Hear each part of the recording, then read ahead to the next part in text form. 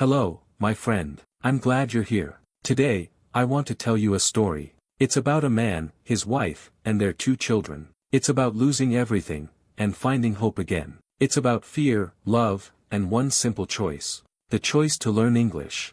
The words are easy, but the feelings are deep. Maybe this story will feel close to your heart. Let's begin. I still remember the day I lost my job.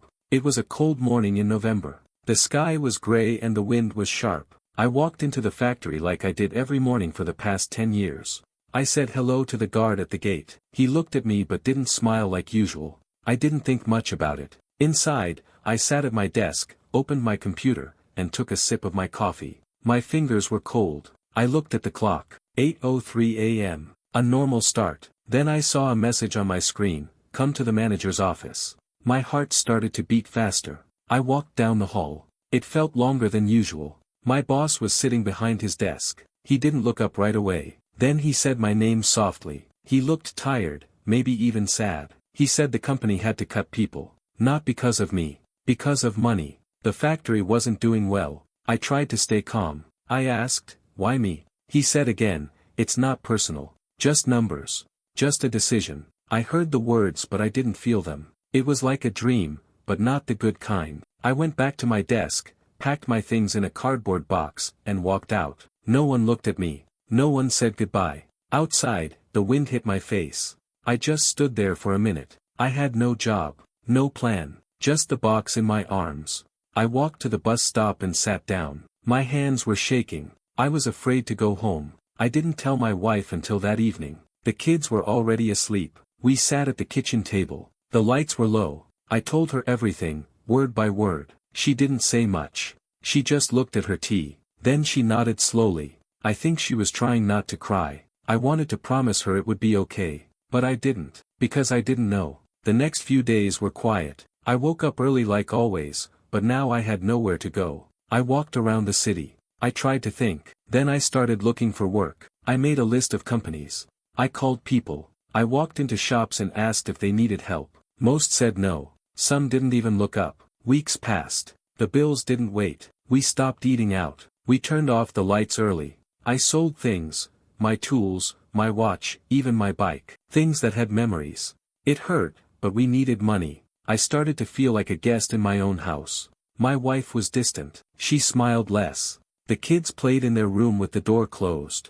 I missed their voices, their laughter. One night, I woke up and heard my wife crying in the bathroom. The door was closed, but I heard everything. That sound stayed with me. I sat on the floor in the dark, and I thought, why couldn't I find work? I knew how to fix machines. I had worked hard all my life, but there was one thing I didn't have. Every job ad wanted someone who spoke English. Every interview asked the same question, "Do you speak English?" I always said, "A little." And they always said, "We need someone fluent." That night, I made a decision. I would learn English. Not later. Now. I had to do something. I couldn't lose my family. The next day, I found a free course online. It wasn't fancy, but it had videos and small tests. I also downloaded a free app to learn words. I studied every night after the kids went to bed. My eyes were tired, but I didn't stop. I listened to English songs. I watched movies with subtitles. I repeated words out loud, over and over. Sometimes I laughed at myself. I sounded funny, but I didn't care. I wrote new words on paper and stuck them on the fridge, on the mirror, on the door. My son asked, "What is window?" I said, "It means this," and I pointed. We both laughed. My kids started learning words with me. That made me happy. At first, learning was slow. My mouth couldn't say the words right. My head hurt. I felt like giving up. But I thought of my wife's face. I thought of my daughter's birthday coming soon. I thought of that night she hugged me and asked, "Will you buy me a cake this year?" I couldn't say no. I had to keep going. One evening, my daughter brought her school bag to the table. She needed help with her English homework. I looked at the page. To my surprise, I understood it. I helped her with the words. We finished it together. She looked at me and smiled. That smile gave me something I hadn't felt in a long time, hope. 3 months later, I saw a job ad online. It was for a small repair company. They needed someone who could work with tools and speak some English. It wasn't full-time, but it was something. I stared at the screen for a long time. My hands were sweating. Then I clicked apply. The next morning, my phone rang. The phone rang at 9 in the morning. I was in the kitchen, drinking tea. My hands were still cold from the night. I picked up the phone and said hello. A man's voice answered. He had a strong accent, but I understood him. He said, "You sent an application for the repair job?" I said yes. He asked if I could come in for an interview. My heart started to beat fast. I said yes again, maybe too quickly. The interview was the next day. I shaved, cleaned my shoes, and wore my best shirt. It was old but still neat. On the way there, I practiced English in my head. "Hello, my name is. I can fix machines. I worked 10 years, I kept repeating the words like a song. When I arrived, the man from the phone was waiting. He smiled and shook my hand. His name was Mark. He spoke slowly, which helped me a lot. He showed me the workshop. It smelled like oil and metal. It felt like home. He asked questions. I answered in simple English. I made mistakes. But I didn't stop. I showed him pictures of machines I fixed before. I told him about my experience. After 15 minutes, he looked at me and said, "Your English is not perfect, but your hands know the job." He smiled. "You can start next Monday." I wanted to jump in the air. I wanted to scream, but I just shook his hand again and said, "Thank you." On the way home, I walked slowly. The city looked different. The same streets, the same sky, but it felt new. I had a job. A small one, but it was the first step. That evening, I told my wife and kids. My wife didn't say much, but she touched my arm and gave me a small smile. I knew what that smile meant. It meant she believed in me again. My daughter hugged me. My son asked, "Will we have cake now?" We all laughed. The first week at the new job was hard. I didn't understand everything they said. Sometimes I nodded even when I didn't know the meaning. But I watched, listened, and learned. I asked questions. I wrote down new words. Every evening, I came home and looked up what I didn't understand. Slowly, things got better. One day, Mark came to me with a small toolbox. He said, "This is yours now." It was old but strong, like me. I smiled and said, "Thank you, boss." He laughed. "Don't call me boss. Just Mark." Weeks turned into months. My English got better. I started helping new workers. I even translated for a man from Ukraine who spoke less English than I did. It felt strange. I was the one helping now. At home, things were changing too. My wife started to smile more. We had dinner together again. The kids laughed louder. I bought a small cake for my daughter's birthday. She cried and hugged me. That night, I sat by her bed until she fell asleep. Her face was peaceful. I felt proud. Then something I didn't expect happened. One Friday, Mark called me into his office. I thought maybe I made a mistake. But he said, "I want to offer you more hours, full time, and more pay." I couldn't believe it. He continued, "You work hard. You learn fast. I trust you." I nodded slowly. I wanted to say a long thank you. But all I could say was, "Thank you, Mark. Really, thank you." Now, we had enough money for bills, for good food, even for a small trip to the zoo. My son saw a lion for the first time. His eyes were so wide. My wife held my hand. That day, we felt like a family again. One evening, I sat with my daughter doing homework. She asked me, "Papa, why did you start learning English?" I looked at her and said, "Because I was losing everything I loved, and I didn't want to give up." She thought for a second. Then she said, "I think you're very brave." That moment, her words felt better than any job or money. Later that week, I signed up for a new English course, this time in a real classroom. I sat next to people from many countries.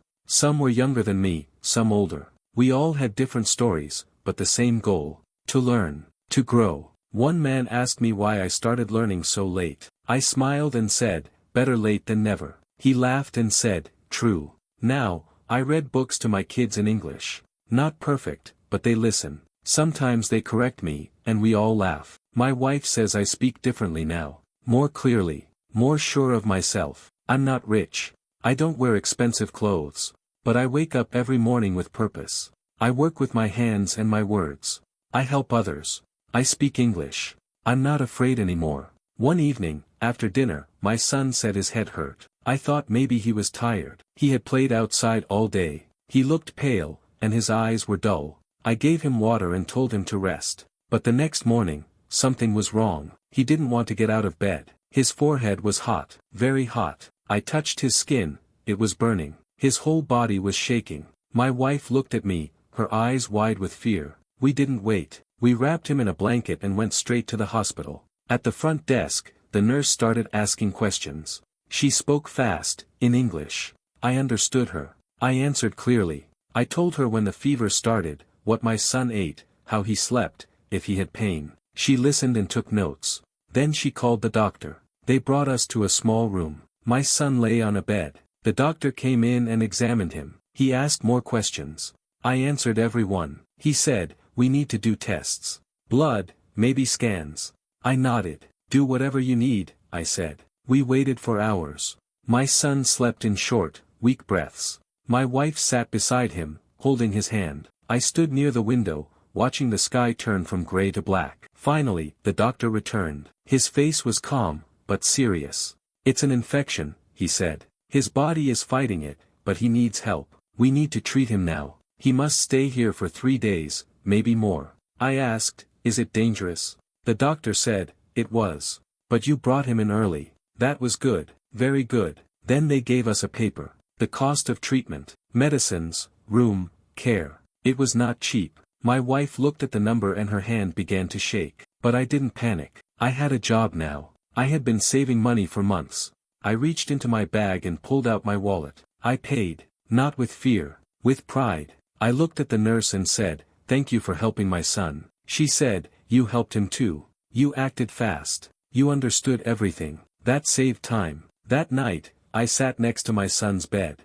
The room was quiet except for the sound of machines. His face was soft now, cooler. The medicine had started to work. I looked at the small window. The city lights were far away. And I whispered, "Thank you. Thank you that I had work. Thank you that I spoke English. Thank you that I could protect my family." I thought about the man I was a year ago. Lost. Afraid. Silent. Now, I could speak. I could act. I could help. 3 days later, my son came home. He was tired but smiling. He hugged me with both arms and said, "Papa, you stayed with me." I said, "Always." Then he asked, "Am I strong now?" I smiled and said, "Yes, very strong." That night, my wife and I stood in the kitchen. We didn't speak for a while, just stood there, quiet. Then she turned to me and said, "You saved him." I said, "We saved him." She looked at me, her eyes full. "No, you changed everything. We are safe now, because you didn't stop." I held her hand and thought of every long night I studied. Every word I repeated. Every moment I wanted to give up but didn't. All of it brought me here. To this kitchen. To this moment. I didn't just change my life. I protected my son. I kept my family whole. And it all began with one small decision. To learn English. Weeks passed after my son came home from the hospital. He grew stronger every day. He laughed again. He played again. Sometimes he sat on my lap and asked questions. "Why do you go to work, Papa? Why do you speak English now?" I answered slowly. I wanted him to understand. "Because I love you," I said. "Because I want to take care of you. Because when you needed help, I wanted to say the right words. I wanted people to listen." He smiled and said, "I like when you speak English. You sound smart." That made me laugh. But inside, it also made me proud. My wife watched me too. She watched how I spoke with people now. How I helped the children with school. How I talked to our neighbors. One night she said, "You're different now. Not just because of English. You stand taller. You believe in yourself." She was right. English gave me more than words. It gave me courage. It gave me back my voice. At work, I continued to grow. I helped with more things.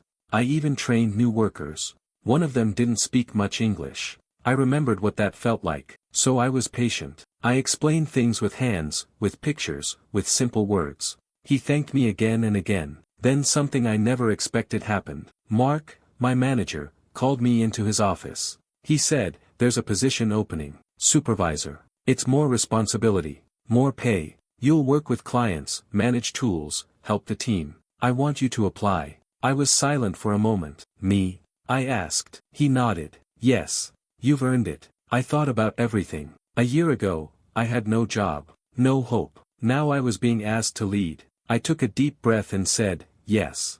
I want to try." We did the interview the next week. There were questions, hard ones. I answered in English. Not perfect, but clear, honest. I told my story. I spoke from my heart. A few days later, Mark gave me the news. "You got it," he said. "Welcome to the next level." I walked home that evening slowly. The sky was golden. The streets were quiet. I felt the world was open now, wide, full of chances. At home, I told my wife. She hugged me. My daughter clapped. My son jumped up and down. Papa is the boss now, he shouted. I laughed and said, maybe just a little boss. That night, after the children were asleep, I sat alone in the kitchen. I looked at the small notes still stuck to the fridge. Old English words from my first lessons. Window, chair, strong. I didn't throw them away. They reminded me where I started. I whispered the words again, slowly, like a prayer. Then I added a new word on a piece of paper. Just one, freedom, because that's what it felt like now. I was not rich. I still made mistakes. I still asked questions. But I was free. I could speak. I could help. I could protect the people I loved. One day, my daughter asked me, will you always work at that company? I said, maybe not. Maybe one day I'll start something of my own. She looked at me, eyes wide. Like a business? Yes, I said. Why not? She smiled. I want to help you. And in that moment, I saw the future, not just mine, but hers. A future with more doors open, because of one small decision I made, to learn English. So if you're listening to this, and you feel stuck, or lost, or afraid, please hear this. It's not too late. You can change your life. You can protect the people you love. You can become someone new. All it takes is one small step. Just one. I took that step, and it changed everything.